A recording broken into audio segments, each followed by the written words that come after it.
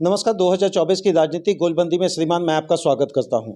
सबसे बड़ी बात होता है कि देश की किसी भी राजनीतिक पार्टियों को आप सामने लाकर रखेंगे तो 42वें संशोधन का पूरा अनुपालन करने का वादा करती है और उनके मन में एक बात होता है कि हम धर्मनिरपेक्ष नीति को अपनाते हुए लोक कल्याणकारी चीज़ों को आपके पास लाकर रखेंगे। चलिए इन्हीं सारी चीज़ों को लेकर आज हमारे साथ हैं भारतीय लोकमत राष्ट्रवादी पार्टी के पंकज शर्मा जी। क्या कुछ इनके मन में चल रहा है और झारखंड की राजनीति के साथ पूरे देश की राजनीति को किस तरीके से देखेंगे, इनसे बात करने के बाद ही पता चलेगा। पहले तो पंकज जी आपका स्वागत। बहुत बहुत नमस्कार आपके सारे चैनल दर्शकों को। क्या हालचाल है पंकज जी? बहुत बढ़िया है। खाना पीना हुआ? खाना पीना हो गया। झारखंड में जब आते हैं तो कैसा कुछ लगता है? लगता है दूसरे राज्य में आए हैं या लगता है कि अपने ही राज्य में हैं? देखिए, मेरा जन्म तो कतरास में हुआ है, धनबाद जिले में। फिर मैं 25 वर्ष की उम्र में महाराष्ट्र गया, चंद्रपुर, नागपुर, मुंबई। अभी दिल्ली में रह रहा हूँ क्योंकि जब यहाँ व्यवसाय नहीं था और जब BCCL में आ गया कि अब लग गया BFIR, बीमार उद्योग घोषित हो गया था। तो जब हो गया तो हम लोगों ने कहा भाई प्लान के अलावा कोई नहीं। तो काफ़ी हमारे जो यहाँ महत्व मित्र हैं, कुर्मी समाज के हैं, सब अलग अलग जाति धर्म के लोग, सब लोग हम लोग WCL गए चंद्रपुर, वहाँ काम धाम शुरू की। आज भारत में 402 से अधिक पार्टियां हैं, एक भी राज्य ये सारी समस्याएं खत्म नहीं हो गई। किसको जिम्मेवार कर रहे हैं? देखिए, इसके लिए दोनों जिम्मेवार हैं। इसके लिए पहले तो 4% वो जनता जिम्मेवार है जो कि चुनाव के समय में खस्सी का मीट, दारू और पैसे, कहीं 500 कहीं 1000 कहीं 5000 रुपये लेके वोट डालते हैं। और दूसरा वो नेता जिम्मेवार हैं जिन्होंने राजनीतिक रूपी माता को जातिवाद, धर्मवाद, क्षेत्रवाद और भाषावाद रूपी जंजीर में जकड़ दिया है। ये तो आज़ादी के पहले भी था। ये आज़ादी के पहले भी था अगर आप कह रहे हैं तो। अभी आप जिस तरह पॉलिटिकल स्टैंड को मैनिपुलेट कर रहे हैं, अभी झारखंड में आए 14 सीटों पर आपने भी अपने प्रत्याशी उतारे, तो आप जिन प्रत्याशियों को उतारे उसमें भी तो प्रत्याशी आपके जातिवाद के समीकरण पर खड़े हैं सर। आप अगर देखा जाए तो इसमें एक भी व्यक्ति, आप नाम बता दीजिए, जहाँ जहाँ से जिनको जिनको लिस्ट निकाल देख ली, पूरे भारत में हमने 408 लोकसभा टिकट दिया है और कोई भी ऐसा नहीं कह सकता है कि किसी विशेष वर्ग का दबदबा से आता हो। हमने उनको ये कहा है कि ऐसे व्यक्ति को टिकट देना है जो सही में अपने क्षेत्र और समाज के लिए कुछ करना चाहते हैं, लेकिन बड़ी पार्टियां उन तक नहीं पहुंच पा रहा है। तो हम उनके लिए बनेंगे प्लेटफॉर्म, उनको टिकट देंगे ताकि उस क्षेत्र और समाज में शिक्षा, रोजगार, स्वास्थ्य और सड़क और न्याय व्यवस्था को ठीक रखते हुए जो हमारा संवैधानिक अधिकार है उस पर वो कार्य कर सके। इसी आधार पर हम लोगों ने भारतवर्ष में टिकट। युवा को बात करें जो 20 से 25 साल का युवा है, कहीं ना कहीं आज भटका हुआ है, उसके दिमाग में दो बहुत बड़ी समस्याएं हैं। एक तरफ वो बेरोजगारी का दंश में है, दूसरा पारिवारिक उलझन करीब करीब सबके साथ है कुछ ना कुछ। उन युवा के लिए क्या संदेश रहेगा पंकज जी का? बता तो इसके पहले एक लाइन बोलना चाहूँगा। देखिए, आज़ादी के बाद से लेकर अभी तक भारत सरकार, राज्य सरकार और पब्लिक सेक्टर अंडरटेकिंग नौकरी दे पाई सिर्फ 1 से 3% लोगों को। जब आज़ादी हुई तो 78% लोग एग्रीकल्चर पे डिपेंडेंट थे, आज 48% लोग हैं। और अगर देखा जाए तो 45 करोड़ लोग, मतलब 40% जो लोग हैं भारत में, ये असंगठित मजदूर हैं जो कि छोटे छोटे दुकान में, व्यापारी के यहाँ, इंडस्ट्री के यहाँ काम करते हैं। अच्छा, अभी झारखंड की राजनीति की ही हम बात करें, 14 सीटों को लेकर आपकी तरफ से क्या समीकरण है? क्या कुछ अपने घोषणा में आपने रखा है कि झारखंडी और झारखंडियत की बात को लेकर लोग एक मैग्नेटिक पावर के तरीके से आपको वोट दें? हाँ, देखिए, ये अगर देखा जाए तो एक समय झारखंड में ऐसा था कि पूरे विश्व के लोग ये काम कर रहे थे।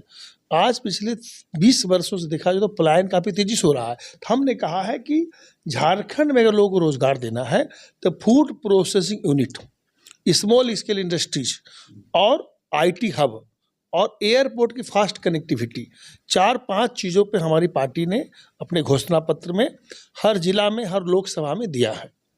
ये सारी चीज़ों को आप लेकर आए। अच्छा, झारखंड में जितनी 3 बड़ी पार्टियां हैं, कहीं ना कहीं ABJP, KSS और JKLM का बहुत बड़ा वर्चस्व बढ़ा है, महागठबंधन की सरकार है और NDA, किधर झुकेंगे आप? देखिए, अभी के समय में अगर देखा जाए तो हमारी पार्टी इंडिपेंडेंट है और 2019 में भी आप अगर देखेंगे तो भारत के लोगों ने अच्छा समर्थन दिया था। और अभी तक हम लोग जो चल रहे हैं एक न्यूट्रल के रूप में ही चल रहे हैं, क्योंकि किसी भी पार्टी के साथ में आप अगर जुड़ते तो फिर देश की जनता ने पार्टी क्यों बनाई? अच्छा, ईडी का जो भी यहाँ काम हो रहा है झारखंड में, अभी माननीय मुख्यमंत्री भी यहाँ जेल के अंतर्गत है, क्या कुछ पंकज शर्मा जी कहेंगे उनके लिए जो ईडी अपना काम कर रही है या विपक्षी इसको दूसरा राग लाभ रहे हैं? हाँ, इसमें तो प्रधानमंत्री साहब सब कहा है कि ईडी की जो कार्रवाई हो रही है सिर्फ 3% लोगों तक, 3% ही उसमें पॉलिटिकल लोग हैं, 97% उसमें जो है कुछ बिजनेसमैन हैं, अधिकारी हैं, कुछ भ्रष्ट ऑफिसर, वो लोग हैं। मेरा ये कहना है कि ईडी की जो चीज़ें हो रही है इसमें कुछ तो इस्तेमाल हो ही रहा है, मैं मानता हूँ कांग्रेस के समय में हो रहा है। कौन इस्तेमाल कर रहा है? भाई, भारत सरकार ही कर रहा है, और कौन करेगा? मतलब सीधा पे एनडीए सरकार पर ही आरोप लगा रहे हैं। मैं कहने कहा कि जो भी सरकार केंद्र में रही है आज़ादी के बाद में, उन्होंने ईडी और सीबीआई का गलत इस्तेमाल किया है। लेकिन इसका अन्ना हजारे ने साफ साफ कहा है कि हमारे ऊपर काफ़ी सीबीआई छापा पड़ा, लेकिन हम बेदाग थे। अगर किसी पे आप कोई आरोप लगाते हो तो क्या आप खुद बेदाग हो? अगर खुद बेदाग नहीं हो और संवैधानिक अधिकार के हिसाब से देखा जाए तो एमएलए और एमपी के आंकड़े पे ही सरकार बनती है। और एक भी एमएलए, अगर आप जैसे झारखंड में एक एमएलए बने थे, मधु कोरा, मुख्यमंत्री बन गए थे। तो ये जो झारखंड बना। अच्छा, इन सारी चीज़ों का विरोध आप कब करेंगे? आपने पार्टी बना लिया, झारखंड में आप घुस गए, 14 सीटों पर आप प्रत्याशी उतारने का दावेदारी कर रहे हैं, झारखंडियत की बात कर रहे हैं और ये कह रहे हैं कि हर व्यक्ति को हम रोजगार देंगे। तो भ्रष्टाचार पर विरोध इलेक्शन के पहले क्यों नहीं दिखा पंकज जी का, ये मेरा जानना होगा आपसे। आप देखा जाए तो भ्रष्टाचार के विरोध में हमारे पास जितने भी पत्र हैं संबंधित अधिकारी को, और हमने लोगों को कहा है कि घर में दूध का बर्तन को आप अगर खुला छोड़ देंगे तो बिल्ली दूध पी जाएगी। हमारी पार्टी ने जो मोटो दिया है, एजेंडा दिया है, जो हमारा विजन है और मिशन है, उसमें हमने दिया है कि भ्रष्टाचार हो ही नहीं। भ्रष्टाचार ये संभव है 100%। किस राज्य में? ये मैं बता दूं, झारखंड में अगर 2000 में झारखंड अलग हुआ लेकिन स्टेबल गवर्नमेंट नहीं बना। यहाँ लोगों ने क्या किया? किसी भी राज्य में पंकज जी आप बताइए, पॉलिटिकल मैनिपुलेशन अगर एक स्टेटमेंट को आप रखेंगे तो हम मानने नहीं जा रहे। आप बोल रहे हैं किसी भी राज्य में संभव है, वो कौन सा राज्य है जहां भारत में भ्रष्टाचार नहीं है? आप एक राष्ट्रीय अध्यक्ष हैं, कहीं ना कहीं फाउंडर मेंबर हैं इतनी बड़ी पार्टी का, तो ये आपका नैतिक जिम्मेवारी पड़ता है। बीइंग ए जर्नलिस्ट मेरी ये कोशिश है कि मैं ये जानना चाहूँगा कि पंकज शर्मा जी का कौन सा कैडर किस भ्रष्टाचार के खिलाफ में किसी ब्लॉक के पास बैठा, किसी थाने के पास बैठा, किसी स्कूल कॉलेज के पास बैठा, वो कब दिखेगा? अब मैं बता दूं, अगर मेरे साथ आप अगर वीडियो मेरा देखेंगे, 2015 में जब पार्टी बनी, उसके बाद में जितने छोटे छोटे केंद्र सरकार, राज्य सरकार की जो योजनाएं हैं जो धरातल पर नहीं पहुंच पा रही थी, जैसे आप बिहार का मामला ले लीजिए, झारखंड का ले लीजिए, प्रधानमंत्री जी का आवास योजना के तहत जो 1.5 लाख मिल रही थी, उसमें 40,000 रुपये लोग मांग रहे थे। तो 40,000 रुपया, 40,000 जो अधिकारी वर्ग हैं और लोकल जो आगे सरपंच हैं, मुखिया हैं, वार्ड मेंबर, हमारे पार्टी के जो सम्मानित सदस्य हैं, उन्होंने जाके आवाज़ उठाया और डिस्ट्रिक्ट कलेक्टर को बोला कि सर, प्रधानमंत्री आवास योजना के अंतर्गत जो पैसा आ रही है उसमें इतना बड़ा भ्रष्टाचार आखिर क्यों? उसके खिलाफ हम लोगों ने हमेशा आंदोलन किया है और आगे भी करते रहेंगे। जयराम महतो का नाम सुने हैं क्या झारखंड में? जरूर सुने हैं। क्या कुछ आपके तरफ से शुभकामना रहेगा या फिर पॉलिटिकल स्टंट के माध्यम से आप उनका विरोध करेंगे?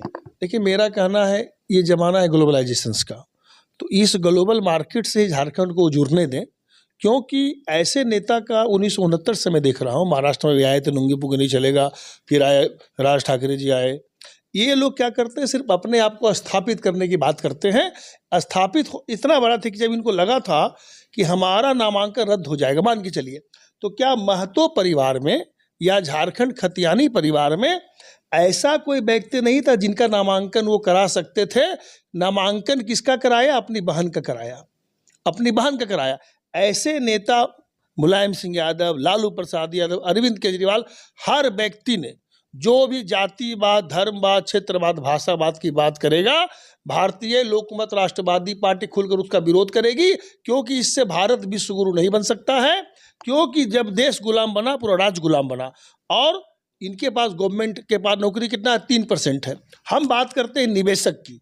झारखंड को ऐसा उदाहरण पूरे विश्व में पेश कीजिए कि झारखंड में ज़्यादा से ज़्यादा निवेशक आए। मतलब आप सीएनटी का विरोध कर रहे हैं एकदम खुले मंच पे? क्योंकि अच्छा, सीएनटी का विरोध करने और सीएनटी एसपीटी को आप जब समझेंगे नज़दीक से तो कहीं ना कहीं लगेगा, अगर वो बिक गया तो झारखंडियत और झारखंड के लोग के पास दाल रोटी के लिए भी बहुत बड़ी परेशानी है। कुछ व्यक्ति को लेकर के आप 100% लोगों को उदाहरण, मतलब ये मान रहे कि गलत परसेप्शन है नहीं, मेरा कहना है, देखिए एक गलत उदाहरण किसी ने पहले पेश किया, छोटा सा बात बताता हूँ। जैसे एक चूरू दारू पिलाया, ठीक है, उनका जमीन लिखवा लिया, बात समझिए।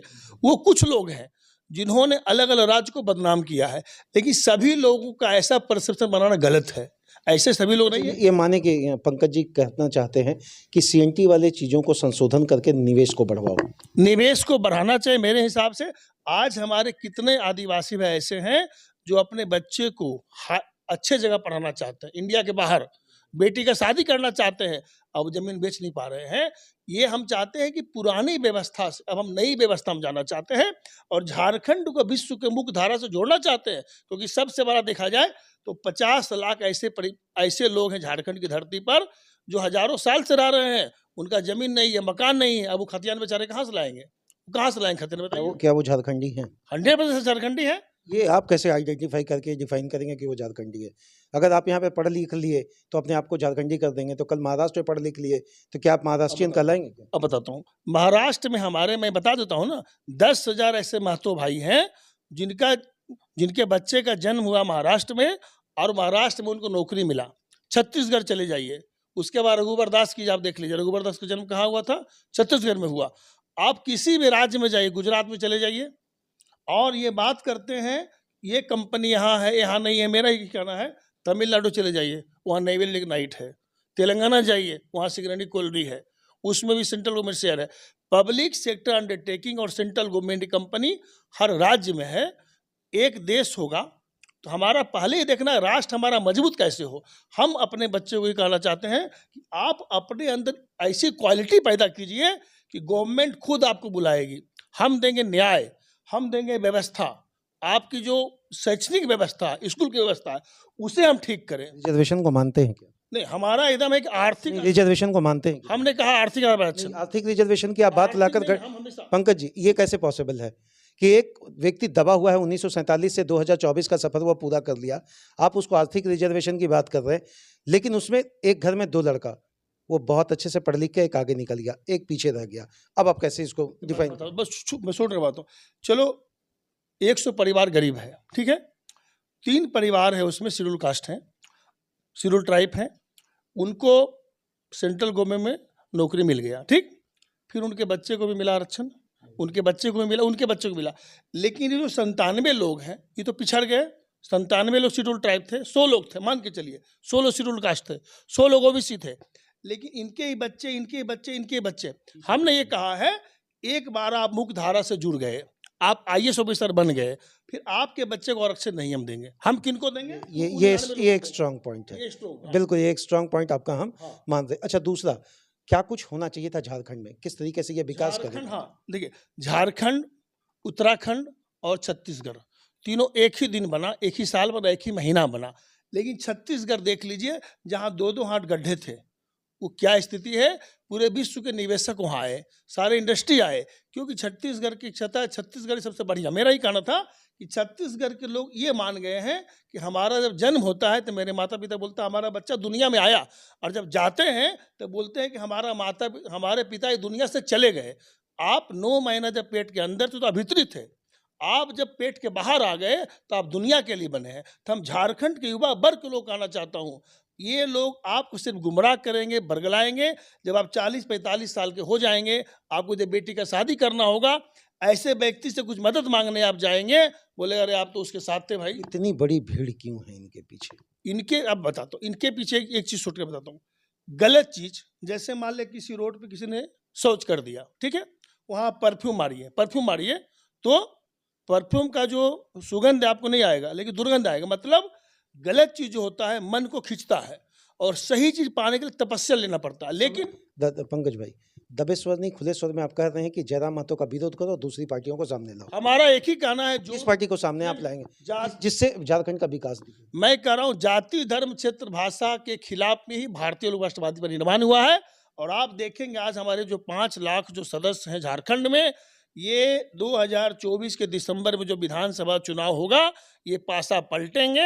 हमने उनको कहा है कि जो भी यहाँ सरकारें बनती हैं वो सिर्फ अपने आप को स्थापित करने के लिए सरकार में आते हैं, फिर अपने बीवी, अपने बच्चे, अपने आप तक ही सीमित कर रह जाते हैं। हमारा एक ही कहना है कि झारखंड का नाम पूरे विश्व में आना चाहिए, क्योंकि कोल की बड़ी बड़ी 3 कंपनी यहाँ पर है, और ज़्यादा से ज़्यादा जब हमारे प्रदेश में निवेश आएगा तो स्टेट गवर्नमेंट को टैक्स मिलेगा। छोटा बात बताना चाहता हूँ, 1989 से 14 का आंकड़ा देखिए, 90 लाख करोड़ का व्यापार इंडिया के बाहर चला गया, क्योंकि उनका क्या कहना था, हम एनपीए के दायरे में नहीं हैं, हम टैक्स भरते हैं, ईमानदारी सच्चाई से हम काम करना चाहते हैं, लेकिन हम आपके क्षेत्र में आपके रंगबाज को, आपके नेता को रंगबाजी टैक्स नहीं देंगे, हम आपको देंगे गुणवत्ता।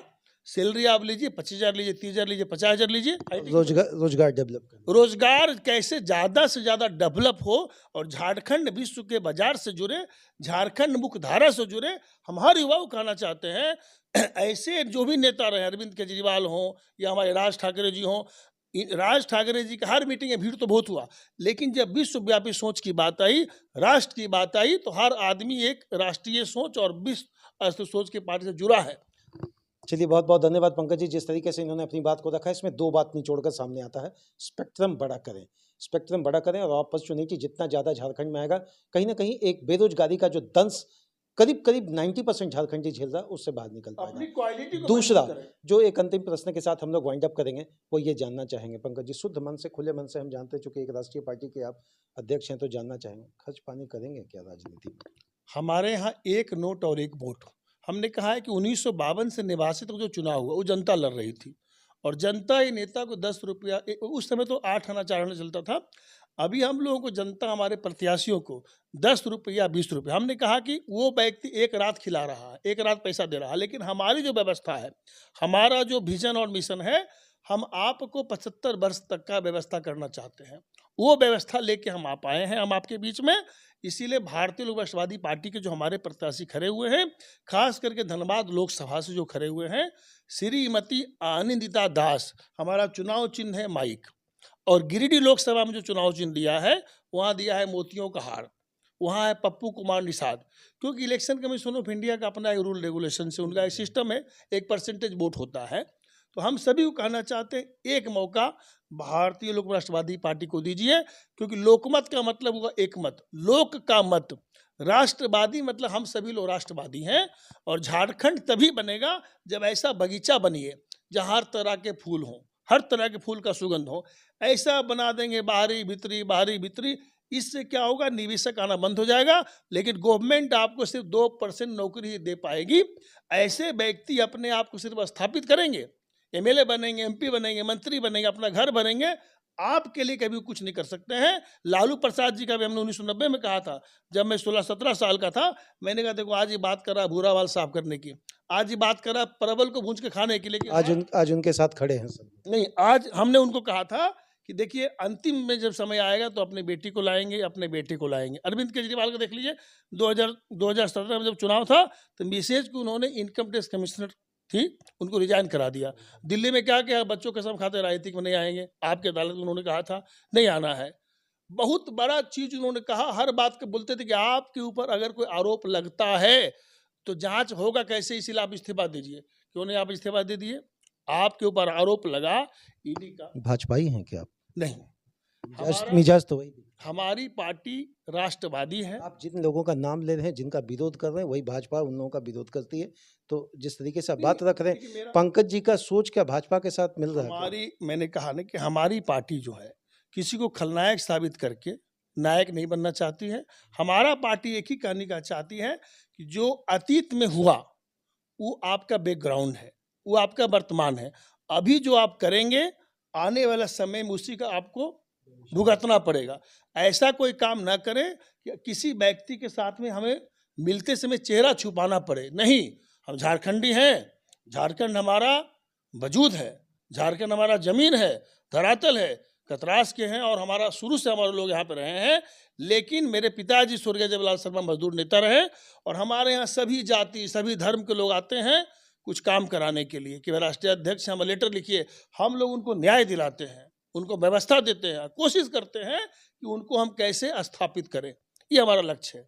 बहुत बहुत धन्यवाद। जिस तरीके से इन्होंने कहा है कि मेरा लक्ष्य है स्वतंत्रता और समानता की चीज़ों को लाकर झारखंड में लाकर रखना, मेरा लक्ष्य है यहाँ निवेशक आए, मेरा लक्ष्य है कि कोई भी राजनीतिक पार्टी आपको अगर छलावा वाली चीज़ों को लाकर घोषणा रूपी पत्र के साथ रखती है तो कृपया ध्यान दें श्रीमान, एक दिन तो वो आपका भोजन आपके पेट में जरूर डाल देगी, लेकिन बाकी जो 5 साल का दायरा होगा आपको तड़पते हुए गुजरना पड़ेगा। बहुत बहुत धन्यवाद पंकज भाई, जिस तरीके से आपने रखा है बात, मुझे लग रहा है कहीं ना कहीं झारखंडियत के लोग आपके टच करेंगे, लेकिन एक बात तो तय है कि झारखंड राजनीतिक शिकार हो गया है। चलिए बहुत बहुत धन्यवाद आप सभी का एक बेहतर समय देने